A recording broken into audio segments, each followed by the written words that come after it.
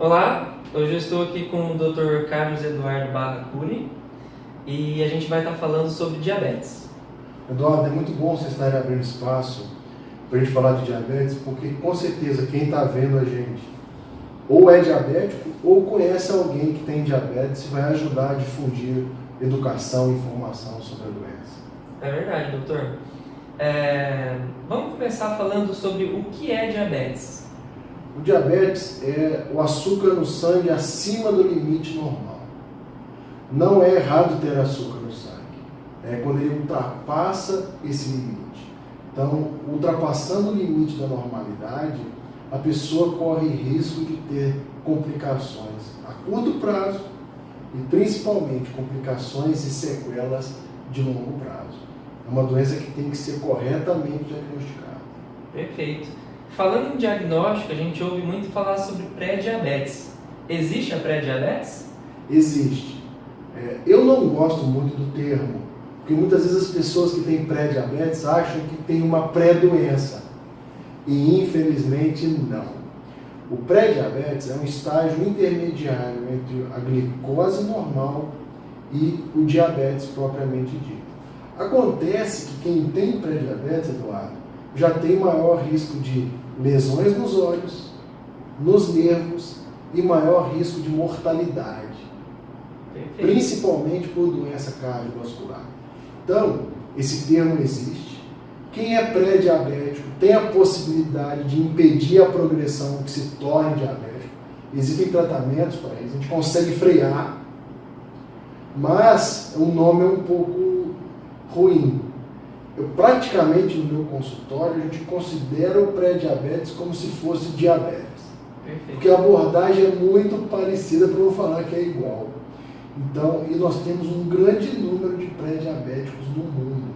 Só para você ter uma noção, de diabéticos no mundo hoje, são cerca de 425 milhões de pessoas diabéticas. São 2 Brasis de pessoas diabéticas. E pré-diabéticos nós temos cerca de 390 milhões. 390 milhões de pessoas no mundo na fila para se tornar diabéticos. Por isso que a prevalência no mundo está aumentando cada ano que passa. Perfeito. Falando ainda sobre diagnóstico, como que a gente diagnostica se a pessoa tem diabetes? Essa colocação é sempre importante a gente falar. O principal sintoma do diabetes é nenhum. A maioria dos pacientes não apresenta sintoma. Muitas entrevistas por aí, os médicos falam, os sintomas clássicos são urinar muito, beber água demais, emagrecer sem querer, mas esses são sintomas avançados. A maioria das pessoas que têm diabetes não sente nada. A glicose de uma pessoa normal em jejum de 8 horas não passa de 99. Em jejum, para falar que uma pessoa tem diabetes, é maior do que 126. Entre 99 e 126 é o pré-diabetes. Então, se a pessoa não sente nada, como é que ela vai saber se tem diabetes? Fazendo check-ups. Tem que fazer exame. Diabetes não é uma doença que se sente, é uma doença que se mede. Então, eu estou cansado de ir no meu consultório fazer uma ponta de dedo no paciente, ou colher exame do paciente, está 300 ou 250 e ele não sente nada. Então, o grande ponto é a pessoa saber que tem que fazer check-ups, como a gente faz no carro da gente. Perfeito. E falando na questão do check-up, existem fatores de risco, fatores ambientais, que fazem com que a pessoa precise ter uma periodicidade diferenciada na organização dos seus check-ups. Quando é indicado o check-up, qual é a periodicidade que é indicada? Seguinte, quem tem que ter a glicose dosada? Segundo a Associação Americana de Diabetes. Pessoas que estão acima do peso, pessoas sedentárias, pessoas que têm familiares com diabetes, pessoas que são hipertensas, que têm colesterol alterado, mães que deram luz a filhos com mais de 4 quilos ao parto, mulheres com ovário policístico, pessoas que tiveram infarto ou AVC. Resumindo, cai todo mundo praticamente. É verdade. E, além disso, se você não se enquadra em nenhum desses critérios, aos 45 anos você também tem que fazer. Então, eu digo o seguinte, a nossa preocupação com as doenças crônicas já começa na pediatria. Os pediatras hoje estão começando a ter que se entender e dar conselhos sobre hábitos de vida e doenças da vida adulta. A Associação Americana de Pediatria já recomenda check-up com 2 anos. Então, e a criança, o adolescente que está acima do peso, tem que fazer a dosagem de glicose. Criança e adolescente sedentário tem que fazer a dosagem de glicose. E falando dessa dosagem, essa dosagem que a gente fala, é aferir a glicemia capilar, que todo mundo conhece por uma furadinha no dedo, ou é exame de sangue? Qual que é o mais recomendado? Para diagnóstico é ir no laboratório. O jejum é o mais comum que todo mundo faz. Após um jejum de 8 horas, a pessoa mede a glicose na veia. O valor normal é até 99. Acontece que esse exame é o mais comum, mas existem 2 outros exames que a gente pede com muita frequência. O outro exame se chama teste oral de tolerância à glicose. Esse exame, a pessoa chega de manhã em jejum de 8 horas, colhe o sangue em jejum, mas aí o pessoal do laboratório lhe dá um copo de água com açúcar, contendo 75 gramas de destrosol. E a pessoa colhe, bebe o líquido e 2 horas depois colhe de novo a glicose no sangue, na veia. Chama-se teste oral de tolerância à glicose. O valor normal é abaixo de 140. Entre 140 e 200 é pré-diabetes, acima de 200 é diabetes. Esse é o segundo. O terceiro exame se chama hemoglobina glicada. A hemoglobina glicada me mostra uma média da glicose dos últimos 3 meses. É o exame que a gente chama de dedo duro.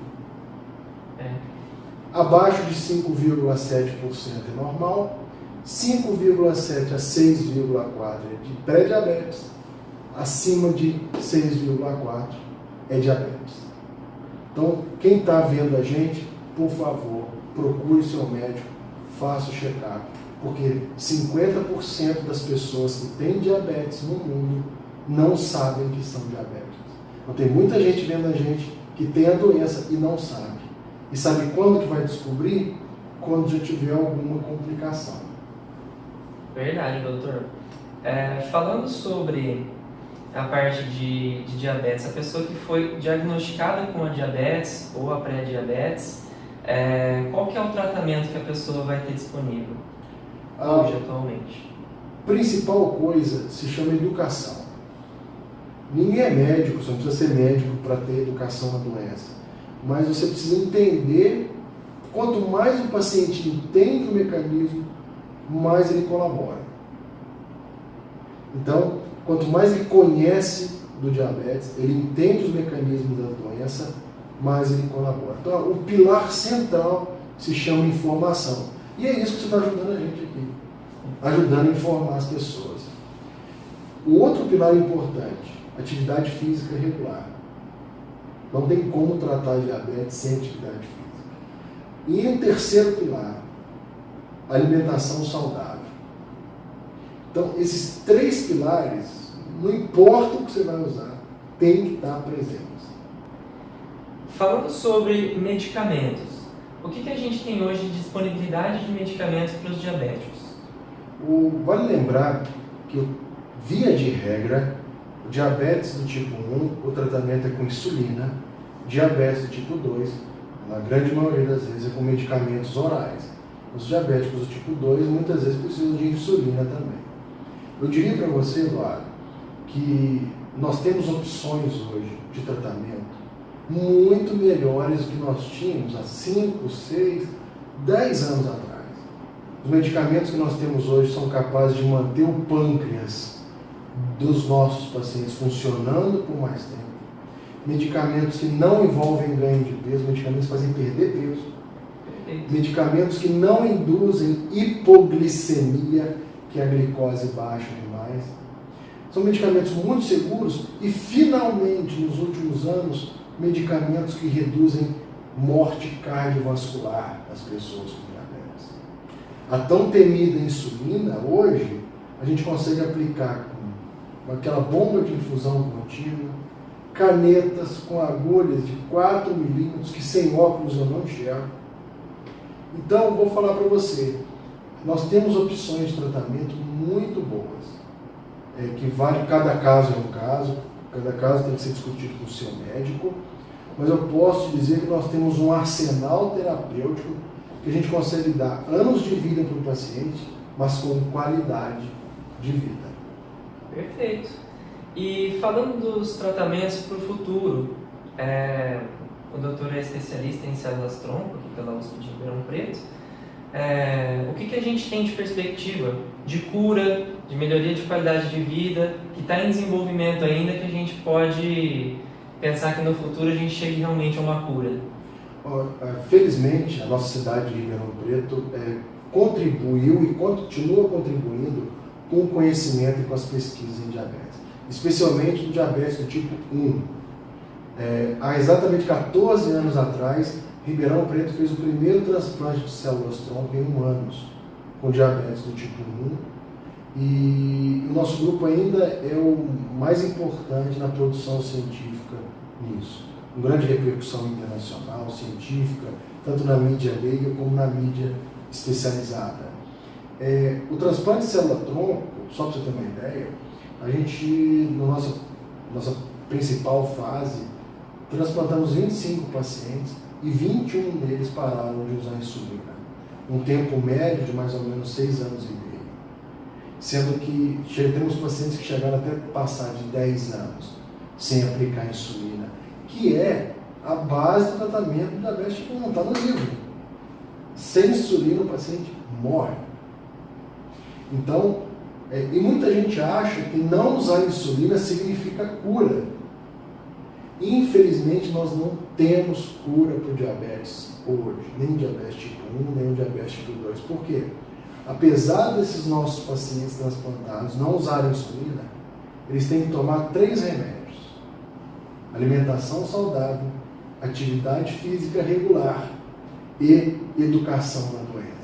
Então, realmente, não adianta. Se a gente não focar esses 3 pilares, não tem tratamento que vai dar resultado. Não tem. Vale destacar que a gente está falando de uma pesquisa que ainda não é confirmada, é uma pesquisa que envolve riscos e não são pequenos, e então a gente está aguardando os acontecimentos, o tempo para isso ser validado. Eu quero aproveitar aqui, quem estiver vendo a gente, quem são os pacientes que podem participar? Nós estamos precisando de voluntários, pessoas com idade entre 18 e 35 anos e que tenham diabetes tipo 1 diagnosticado há menos de 6 semanas. Esses são os critérios iniciais. Temos vários outros, mas esses são os iniciais. Perfeito. Em relação a algum dos procedimentos cirúrgicos, como por exemplo a cirurgia bariátrica, existem alguns procedimentos que podem ajudar também? Sem dúvida. A cirurgia bariátrica hoje, ou cirurgia metabólica, ela é uma arma a ser utilizada no tempo certo, para a pessoa certa. A cirurgia bariátrica, ela foi desenvolvida inicialmente para o tratamento de obesidade. E se viu que muitos pacientes obesos que tinham diabetes melhoravam rapidamente, paravam de usar insulina, os diabéticos do tipo 2, ou diminuíam drasticamente a quantidade de comprimidos. E hoje, é uma modalidade terapêutica que existe, desde que o paciente tenha tentado a melhor forma possível, alimentação saudável, atividade física regular, os medicamentos. E é fundamental que o paciente, antes da indicação da cirurgia bariátrica, passe para uma equipe multidisciplinar para que tenha a sua confirmação de indicação feita. Então isso não é um problema só do médico, do nutricionista, da psicóloga, do farmacêutico. Isso é muito importante para que o paciente tenha uma boa indicação de cirurgia. A cirurgia bariátrica bem indicada é ótima, mas ela mal indicada para o paciente, ela é um terror. E temos para um futuro já, aliás, temos no presente, o Conselho Regional de Medicina do Estado de São Paulo já aprovou a cirurgia bariátrica feita por endoscopia, uma redução do tamanho do estômago em cerca de 30%, sem nenhum corte. Além da cirurgia feita por vídeo, que também já é aprovada há muito tempo, também agora por endoscopia. E o índice de massa corporal para a indicação da cirurgia ele tem que ser pelo menos acima de 30 hoje, mas desde que o paciente tenha tentado todo o tratamento clínico disponível. Perfeito. Eu acredito que assim como eu, vocês ficaram com muitas dúvidas, então a gente vai deixar aqui aberto para vocês. Esse vídeo vai estar disponível na fanpage do Facebook, também no YouTube, a fanpage Revista Saúde Ribeirão Preto e o YouTube Revista Saúde SP. Vocês podem deixar todas as suas dúvidas nos comentários e a gente vai estar tentando responder todas as perguntas possíveis nos próximos vídeos. Não esqueça de compartilhar com sua família e seus amigos para que todo mundo se intere no assunto. E muito obrigado, doutor, por ter participado. E até o próximo. Até já.